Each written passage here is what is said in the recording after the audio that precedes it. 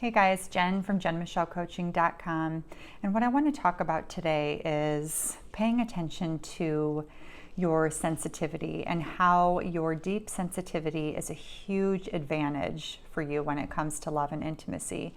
If you're anything like me, you are a hardworking, goal-oriented, achievement-oriented person, and the way you get what you want is by going after it, by doing the work and just making it happen. Yet, this does not work when it comes to attracting and seeking a masculine energy partner's devotion, right? So, when we are a deeply sensitive woman and we are also a goal-oriented, achievement-based woman, we are stuffing down emotions all the time because we have to keep it moving. So throughout the day, if we are in an ambitious job or if we are really moving towards something, we don't often feel like we can just stop and feel every single emotion that comes up. We just on automatic default stuff them down, suppress them, and we keep it moving. We don't feel like we have the time, or we're not going to be taken seriously if we respond to every single emotion that comes up. So what happens is we start suppressing them over time, and we're like, okay, we got to keep it moving, I'll deal with it later type of thing. And as a result, when it comes to love and intimacy, we can experience this sort of emotional surge that can overwhelm us, and we won't really know what to do with it. Sometimes it can be like riding a huge emotional wave. Sometimes it can feel like a sense of just numbness. It can feel like nonstop chatter, nervous energy in our head.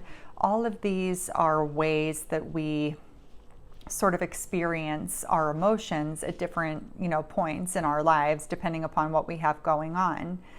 And usually we take action based on the chatter, the overwhelm, the urgency, all of those types of things, right? We feel uncomfortable. Let's do something about it. I got to say the thing. I've got to go do the thing.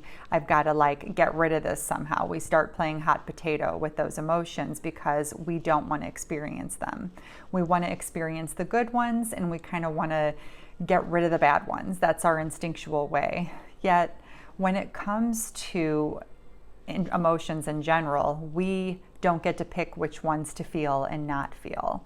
And I want to talk about why being able to be in touch and in control of your difficult emotions is the most sensual and sexy thing to a masculine energy man. It will ignite his attraction like you would not believe. It is just so powerful, and I feel like it's so underrated, yet it changes everything.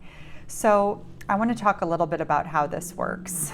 When a woman is able to be in her emotional storm, a few things happen. First, she's experiencing the waves. She's experiencing the intensity of the current, of everything that's going on, and she's just with it. She's not yelling. She's not trying to give it to someone. She's not trying to blame someone. She's not begging for someone to fix it. She's just experiencing her emotional storm with a deeper knowing that this will pass. She will not feel the intensity of these waves for the rest of her life. They will pass. And that on the other side of these waves is confidence, emotional resiliency, perspective, and the wisdom of the lesson within this, right? And when a man witnesses a woman in her emotional storm without putting it on another person, without trying to get rid of it somehow, what happens is really, really beautiful. It allows him to start to open his heart, and it allows him to feel emotionally safe around her, to let his guard down, because here is a woman who is so in touch with her emotions, and she is just able to be so strong on the inside to fully experience them, yet have this beautiful softness and trust on the outside that all is good. She can handle what comes her way. And so what happens here is you will inspire his devotion, his heart, him to open up and feel safe to truly let his guard down in a way he is not capable with pretty much anybody else. And so this is why being able to really feel our emotions is critical. Not stuff them down, not sort of store them for later, because we all know that they will come up and show up somehow, some way. And usually if we're storing them up, they kind of show up like an explosion, right? Like a big surge. And then everybody's confused, like, whoa, where did that come from? But if we get used to feeling our emotions, experiencing those waves, not running from them, not taking a bunch of actions to try to get rid of them, what happens is we keep them moving. We get to release them. And for me, that can sometimes look like really breathing into things before I respond. It can look like journaling and writing things out. It can look like needing to blow off some steam, whether it's taking a walk or working out or just using that energy for something else. Knowing that as time passes, on the other side of all of that is the perspective that I need to make the right decision for me and to feel in control versus regretful of what I'm about to say. So I would love to hear how you handle your emotional storms and how this practice could potentially change your circumstances that you're dealing with right now.